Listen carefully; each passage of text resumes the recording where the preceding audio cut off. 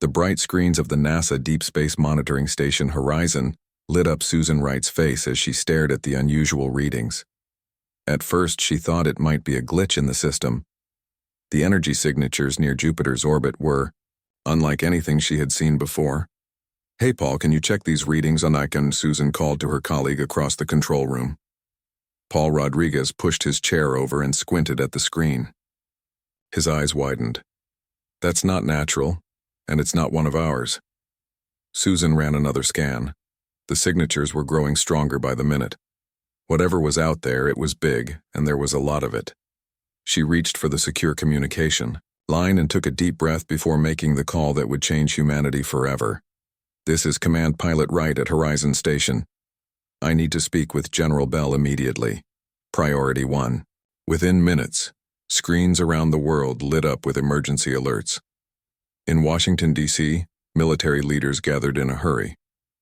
At the Pentagon, General Patricia Bell stood before a room of confused officials, her face grim as she explained the situation. "The objects are in formation," she said, pointing to the projection on the wall. "This is not a natural phenomenon. This is a fleet, and it's heading our way." An older man with gray hair sat quietly in the corner of the room. Alan Garner had been enjoying his retirement for all of 3 years before his phone rang that morning. As the former top military strategist for the Joint Chiefs, his expertise was suddenly in high demand again. "What do you think, Garner?" General Bell asked.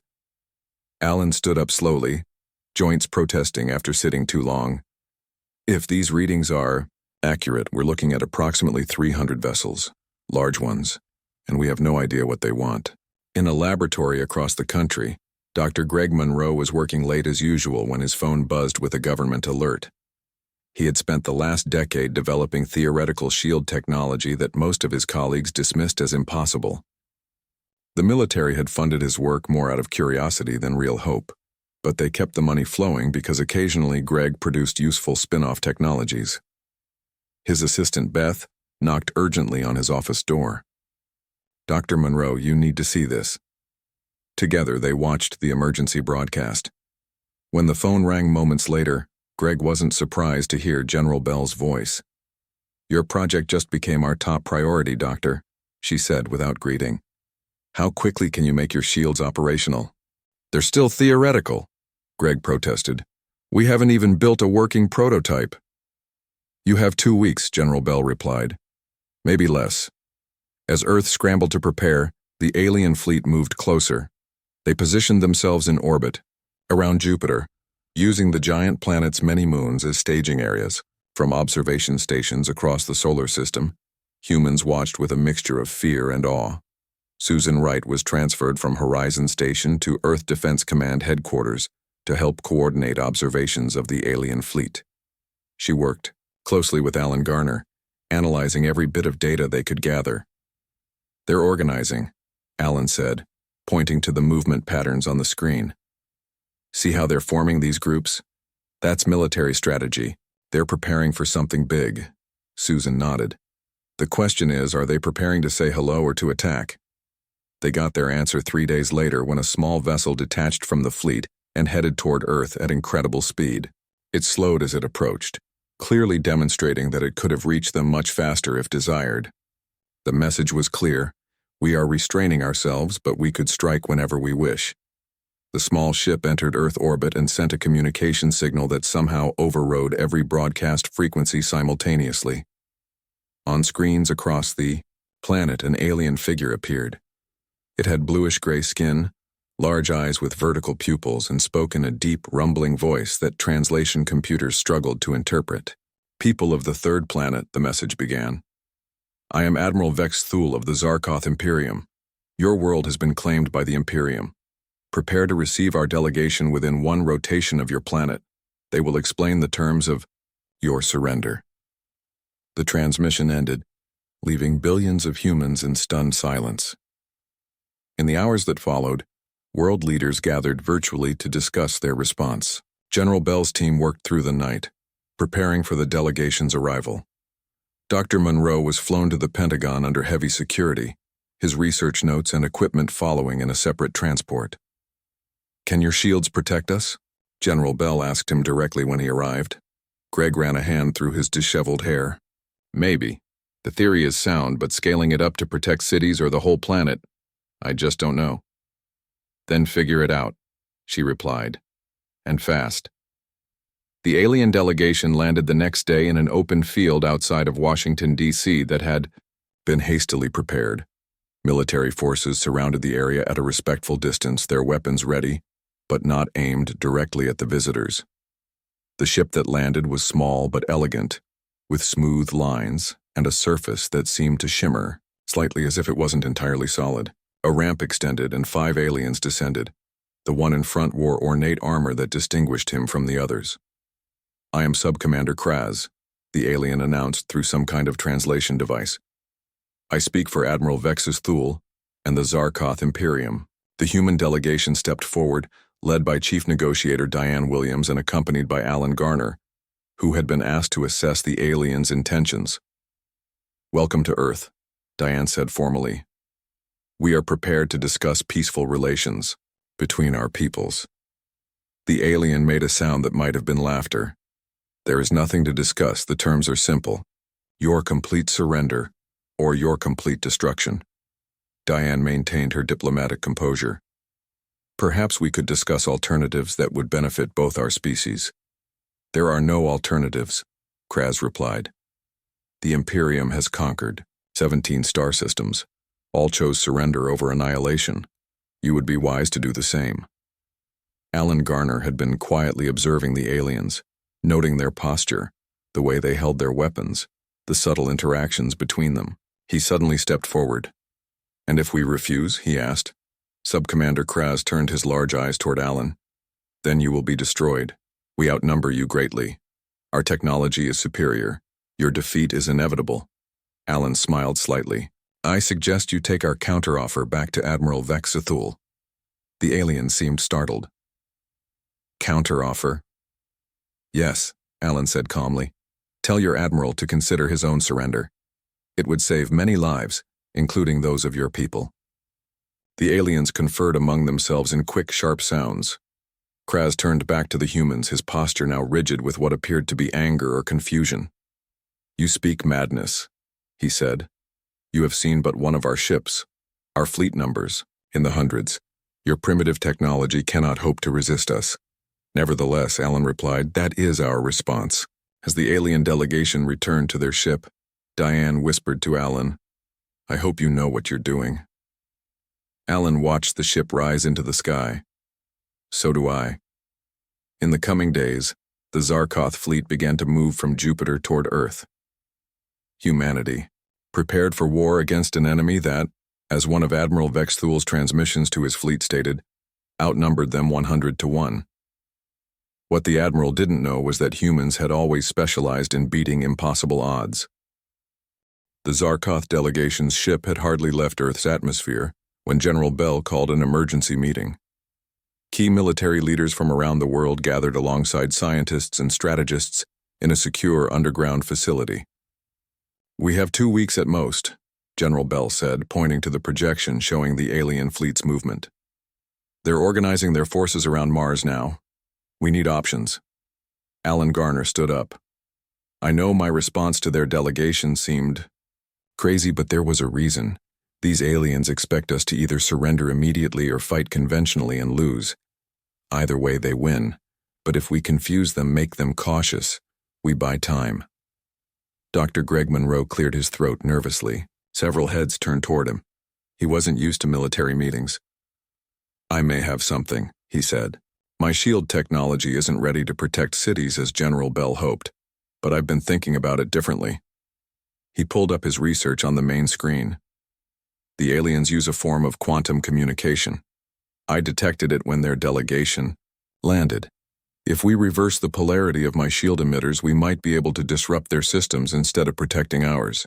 The room fell silent. "Explain that in simple terms, Doctor," General Bell said. Greg nodded.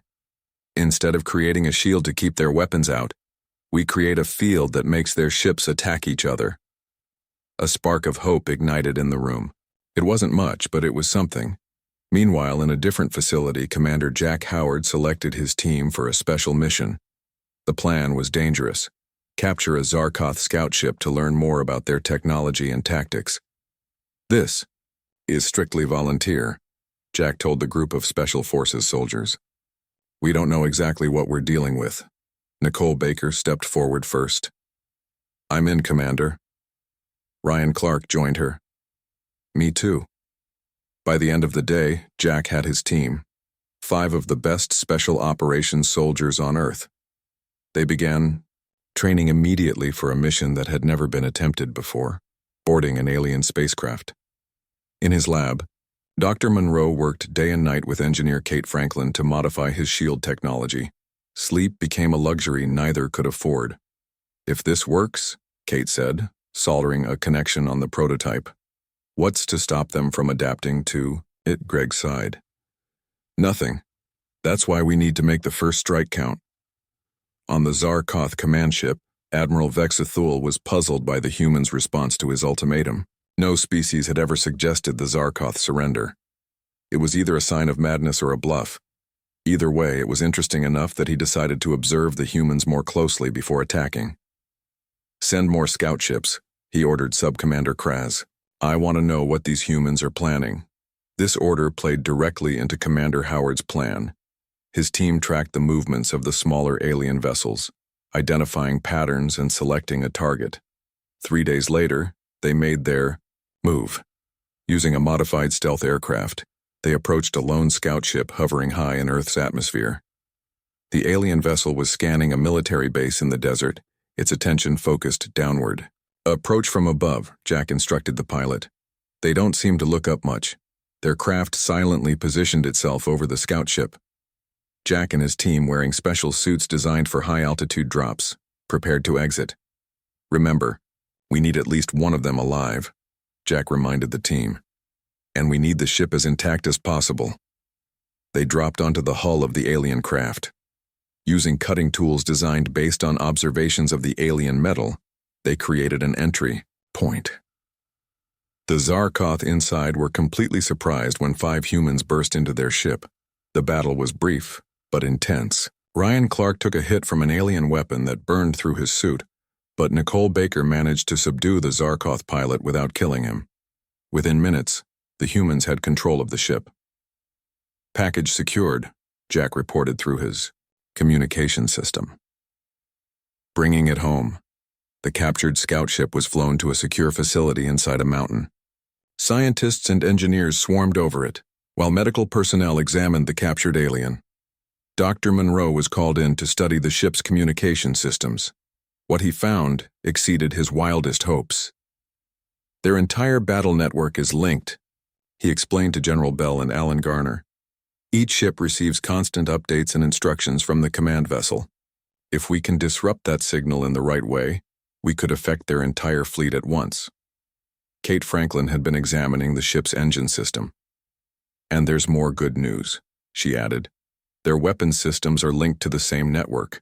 If we scramble their communications, we might be able to disable their ability to fire as well. For the first time since the alien fleet appeared, General Bell allowed herself a small smile. How soon can you have something ready? Give us 3 days, Greg and Kate said almost in unison. While they worked, Commander Howard's team interrogated the captured alien with the help of linguists and xenobiologists. They learned about the Zarkoth battle formations, their hierarchy, and most importantly, their overconfidence. They've never lost a war, Jack reported. They've conquered so many worlds that they can't imagine being defeated, especially by a species that hasn't even colonized their own solar system yet. Alan Garner nodded thoughtfully. Pride before the fall. On the 6th day, as the Zarkoth fleet began its final approach to Earth, Admiral Vexathul held a war council with his sub-commanders. The humans have shown some unusual activity around their planet, one officer reported. They've positioned devices in orbit and at key points on their surface. Primitive defenses, Vexathul dismissed the concern. They cannot hope to stop us. Prepare the first wave of attack. Let's show them the futility of resistance. He turned to his assembled officers, his voice filled with confidence. Remember, we outnumber them 100 to 1. Their defeat is a mathematical certainty. Back on Earth, Dr. Monroe and Kate Franklin made the final adjustments to their modified shield emitters. 30 devices had been positioned strategically around the planet and in orbit. "Will it work?" General Bell asked, as they finished the calibrations. Greg looked up, exhaustion clear on his face. "Theoretically, yes, but we've never tested anything like this, and we only get one chance." "One chance is all we need," Alan Garner said quietly. "The Admiral is sending his first wave. Just as I hoped, he's starting with a small portion of his forces to demonstrate his power." Susan Wright, monitoring from Command Center, reported, "First wave of alien ships entering upper atmosphere in 5 minutes." General Bell looked at the assembled team that represented humanity's best hope for survival. "This is it. Dr. Monroe, prepare to activate the shield. Emitters, may God help us all." As the first wave of Zarkoth fighters and destroyers descended toward Earth, humanity prepared to reveal whether they had found a way to defeat an enemy that outnumbered them 100 to 1, or if this would be the beginning of the end for human civilization. The first wave of Zarkoth ships entered Earth's atmosphere with fearsome precision. Hundreds of fighter craft led the way, followed by larger destroyer vessels, their weapon systems powered up, ready to demonstrate the futility of resistance to the humans. In the command center deep beneath the Rocky Mountains, Susan Wright tracked their approach on the main screen. Alien craft at 60,000 feet and descending. Time to intercept major population centers, 3 minutes. General Bell looked at Dr. Monroe. "Now, Doctor." Greg took a deep breath and entered the activation code. The 30 shield emitters, positioned around the planet and in orbit, came to life simultaneously. At first, nothing seemed to happen. The alien ships continued their descent. Then Kate Franklin pointed at the screen. "Look!" The lead fighters began to wobble in their formation. 2 collided, exploding in bright flashes. More followed, veering wildly off course. The larger ships behind them slowed, but their weapons activated prematurely, firing into their own forces. "It's working," Greg whispered, hardly believing his eyes. The effect cascaded through the Zarkoth formation. Their perfect attack pattern dissolved into chaos. Ships crashed into each other or fired upon friendly vessels. Some simply spun out of control, their guidance systems scrambled by the inverted shield technology. On the Zarkoth command ship, Admiral Vex Thule watched in horror as his first wave disintegrated before even engaging the enemy. "What is happening?" he demanded, slamming his fist on the command console. His officers had no answers. Nothing in their experience had prepared them for this. 1/3 of the attack force was already destroyed or disabled, and they hadn't fired a single effective shot at Earth. "Recall the remaining ships," Vex Thule ordered, his voice shaking with rage. "Retreat and regroup." As the surviving alien craft struggled to escape Earth's atmosphere, cheers erupted in the human command center. For the first time since the massive fleet appeared, hope seemed justified, but Alan Garner remained solemn. "This is just the beginning," he cautioned. "They'll adapt quickly." General Bell nodded. "How long will our advantage last, Doctor?" Greg exchanged a look with Kate. "Hours at most. Once they analyze what happened, they'll modify their communication frequencies. The shield emitters won't work a second time." The room fell quiet again. Their greatest weapon had just been used, and while it had won the first battle, the war was far from over. "So we need a new plan," General Bell said firmly. And quickly. Kate Franklin stepped forward. "I have an idea. We've learned enough about their systems from the captured scout ship. If we could get aboard their command vessel, we might be able to upload a virus directly into their battle coordination network." "You want to sneak aboard the alien flagship?" General Bell asked incredulously. "It could work," Commander Howard joined in. "Their internal security isn't as strong as their external defenses. They've never needed to worry about infiltration before."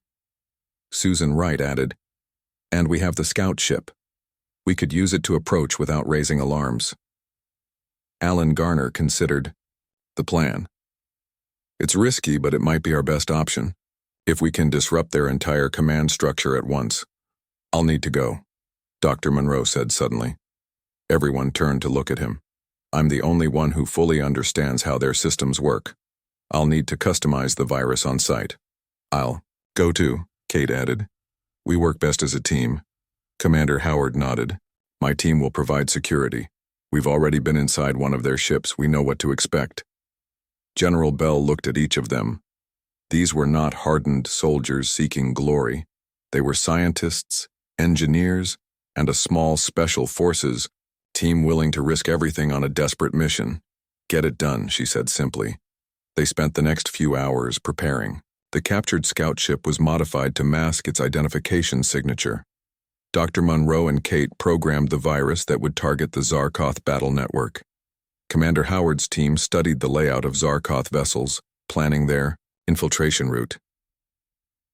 Meanwhile, Admiral Vex Thule faced growing unrest among his sub-commanders. The Zarkoth had never experienced a defeat like this. Some questioned his leadership. The humans have some kind of interference technology, he explained to his war council. But now that we know about it, we can counter it. We will adjust our communication frequencies and attack again with overwhelming force. Sub-Commander Kraz spoke up. Perhaps we should be more cautious, Admiral. These humans have already surprised us once. They got lucky. Vexathul snapped. Next time they won't. Prepare all ships for a simultaneous attack from multiple vectors. We will saturate their defenses with targets. They cannot possibly stop us all. Back on Earth, the modified scout ship prepared for launch. The team gathered for final instructions. The mission is simple, Commander Howard told them. We get in, upload the virus, and get out. Ryan and Nicole will secure our route. Dr. Monroe and Kate will handle the technical aspects. Greg looked at the small device that contained the virus. It seemed such a tiny thing to pin their hopes on. Once uploaded, he explained, it will take approximately 3 minutes to propagate through their system. During that time, we need to be moving toward extraction. Kate squeezed his arm reassuringly. We can do this. They boarded the alien craft. It felt strange to Greg and Kate. The interior was designed for beings with different proportions, different needs. The symbols were alien, the lighting too blue shifted for human comfort. Commander Howard took the controls, having learned the basics from their captive. The ship lifted off smoothly, heading up through the atmosphere toward the massive alien, fleet regrouping near the moon. Remember, Howard instructed, act like you belong. The key to infiltration is confidence. As they approached the fleet, they received an automatic communication. Howard responded with the identification codes they'd extracted from the ship's systems. After a tense moment, they were cleared to approach the command vessel. It was enormous, at least a mile long, bristling with weapons and surrounded by escort ships. They docked in one of the secondary hangars. As they prepared to disembark, Ryan checked his weapon one last time. Just like we practiced, he said. Move fast, stay quiet. The team exited their ship, wearing modified versions of Zarkoth environmental suits to disguise themselves. They moved purposefully through the hangar, past groups of alien crew members too busy preparing for the next attack to pay much attention to them. Using the schematics they'd pieced together from the scout ship's database, they navigated toward the central computer core. Twice they had to duck into side corridors to avoid officer patrols, but their knowledge of Zarkoth protocols helped them avoid suspicion.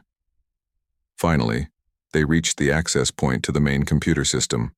Kate worked quickly to bypass the security measures while the others kept watch. We're in, she whispered after a tense minute. Dr. Monroe connected their device to the alien interface and began the upload process.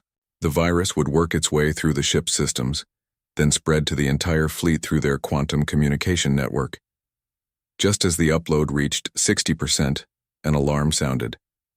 Not for them specifically, but throughout the ship. They're preparing for the attack, Commander Howard realized. We need to hurry. As if on cue, a door opened nearby and a group of Zarkoth officers entered the corridor. They spotted the humans immediately and raised their weapons. Ryan pushed the others. Back, finish the upload, I'll hold them off.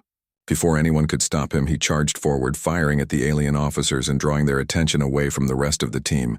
The upload continued, 75%, 85%, 90%. Greg watched in horror as Ryan fell under alien fire. But his sacrifice had bought them just enough time. "Upload complete," he announced as the device beeped confirmation. Now they just had to escape before the virus took effect, and before the entire Zarkoth fleet launched what they believed would be the final attack on Earth. With Ryan's sacrifice buying them precious time, Commander Howard led the remaining team members away from the computer core. They could hear more Zarkoth security forces approaching. "We need another way out," Howard said, checking the corridor. "Our original route is compromised." Kate frantically studied the ship schematic on her tablet. "There's a maintenance tube 2 levels down. It might lead to the secondary hangar." "That's too far from our ship," Nicole objected. "We'll have to steal another one," Howard decided. "Let's move." They hurried through the alien corridors, trying to blend in with the increased activity as the Zarkoth prepared for their massive attack on Earth. Dr. Monroe kept checking his device, monitoring the virus's progress. "It's spreading through their systems," he whispered. "Slowly but surely." They reached a vertical shaft that would take them down 2 levels. Just as they began to descend, a group of Zarkoth engineers spotted them. Nicole pushed the others forward. "Keep going, I'll handle this." Before Greg or Kate could object, Nicole engaged the aliens, her weapon firing with precise bursts. "Commander." Howard pulled the scientists downward, knowing that every second was critical. "She's buying us time," he told them grimly. "Don't waste it." They heard more weapons fire above them, then silence. Nicole wouldn't be following.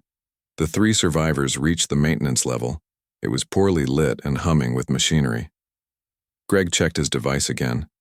2 minutes until the virus reaches critical systems, he said. "We need to be off this ship by then." They followed Kate's directions through a maze of pipes and equipment. Twice they had to hide as alien work crews passed. Finally, they reached a small access hatch. "This should lead to the secondary hangar deck," Kate said. "But it might be guarded." Howard checked his weapon.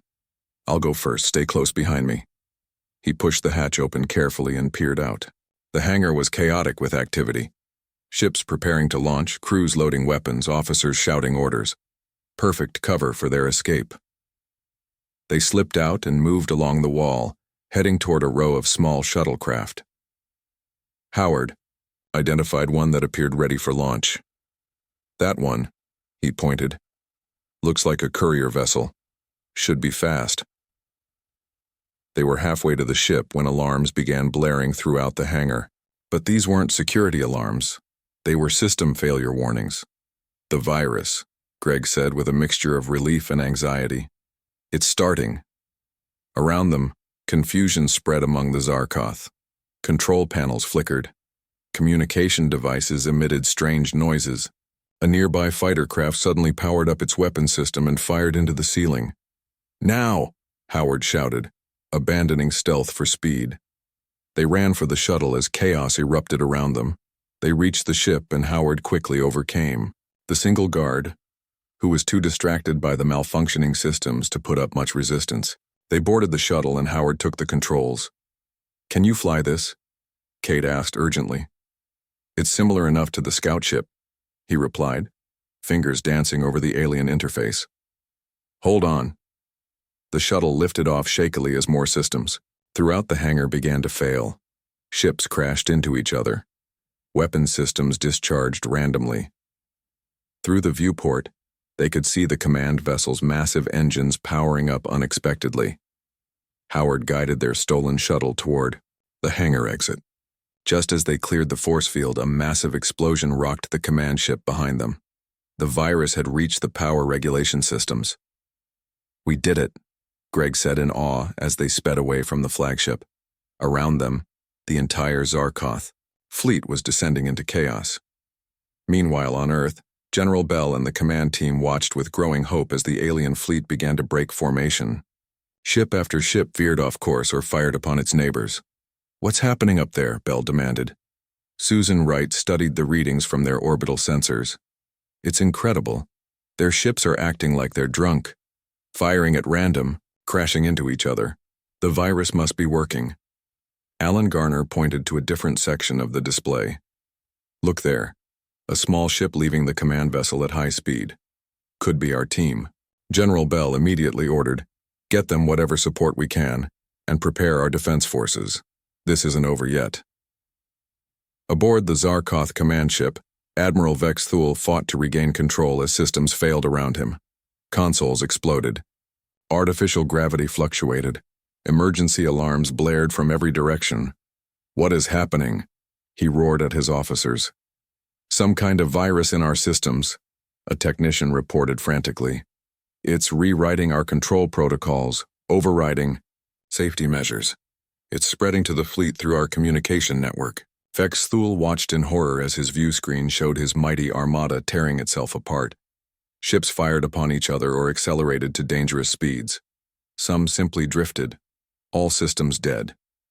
"Shut down all communications," he ordered. "Isolate the command ship." "Too late," the technician replied. "The virus has already spread, and it's evolving, adapting to our countermeasures." For the first time in his long military career, Admiral Vex Thule felt true fear, not just for himself but for the entire Imperium. These humans had done the impossible. They had turned the Zarkoth's greatest strength, their interconnected systems, into a fatal weakness. He staggered to the emergency recorder as his ship shuddered with internal explosions. He needed to warn the homeworld about these humans. "This is Admiral Vex Thule," he began, his voice unsteady. "We outnumbered them 100 to 1, and still lost everything. This species doesn't fight like any we've encountered. They don't engage our strength. They turn it against us." Another explosion rocked the ship, throwing him against the wall.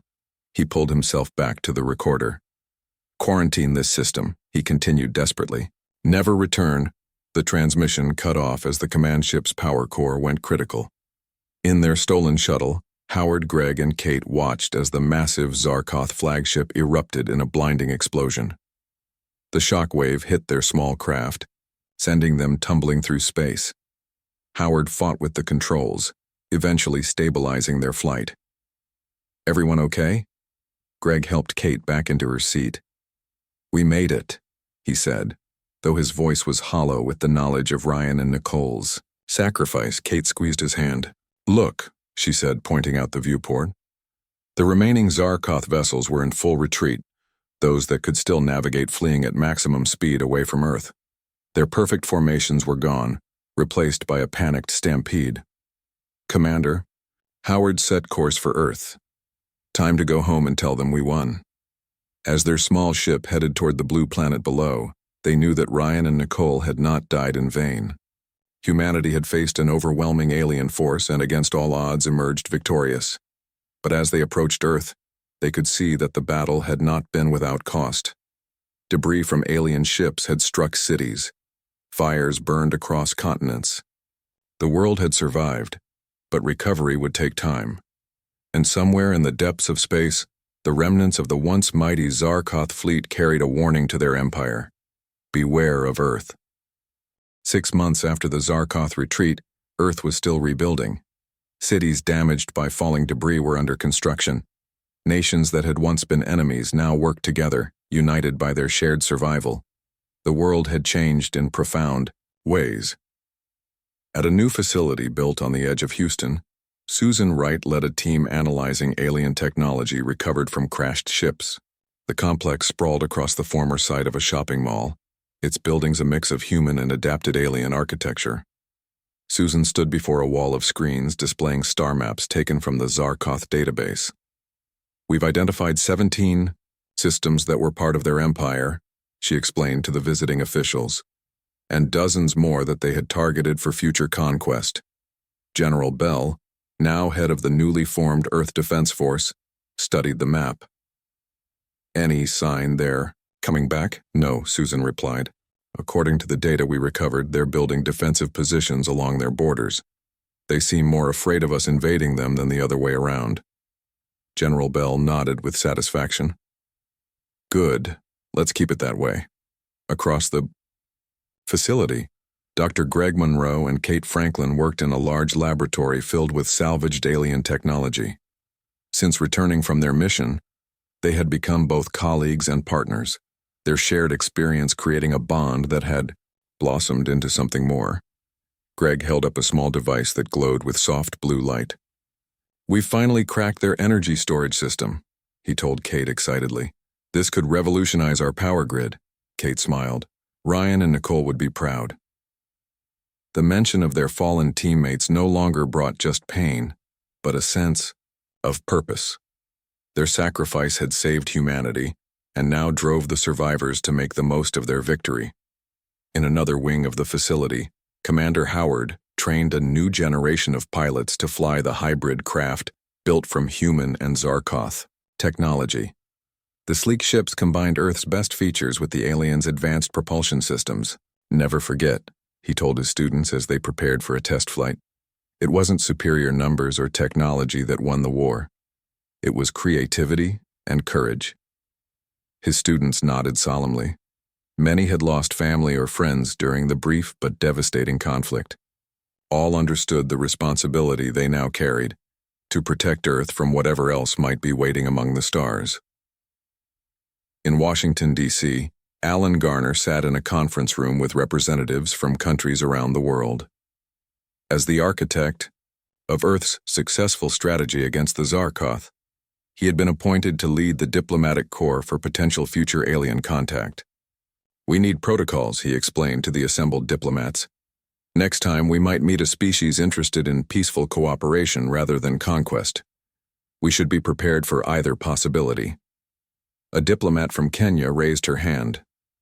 "The Zarkoth database mentioned other spacefaring civilizations. Some might have heard about our victory."